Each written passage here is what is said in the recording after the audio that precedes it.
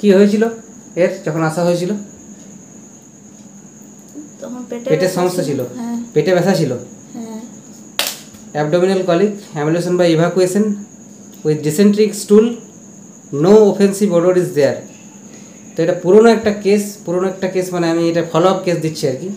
পেশেন্টের পেটে ব্যথা ছিল, তার সঙ্গে পায়খানা হচ্ছিল, এই ধরনের সমস্যাগুলো ছিল। এবং আমি ডিটেল আলোচনা করেছিলাম যে কতগুলো ওষুধ আসতে পারে এখানে, যেমন কুইক সিলভার, অ্যালোসকোটিনা, পোটোফাইলাম, কলচিকাম, কলোসিন, এই যে ওষুধগুলোর মধ্যে বা নাগভূমিকা, এই ওষুধগুলোর মধ্যে কোনটা আসবে কোনটা আসবে না, কেন আসবে না, ডিফারেন্সিয়েটিং পয়েন্টগুলো কী কী, সেগুলো সব ডিটেল আলোচনা করেছিলাম।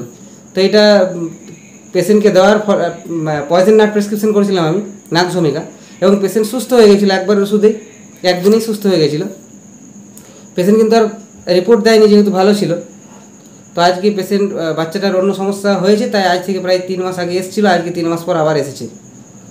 তো যখন ওষুধটা দিয়েছিলাম আমি, তখন কি কমপ্লেন ছিল, কি সমস্যা নিয়ে আসা হয়েছিল?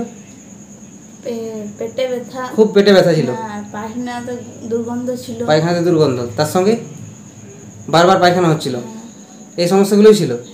তো এই ওষুধটা আমি যে দিয়েছিলাম, ওষুধটা খাওয়ার কতক্ষণ পর ভালো ফিল করেছিল বা ভালো হয়েছিল?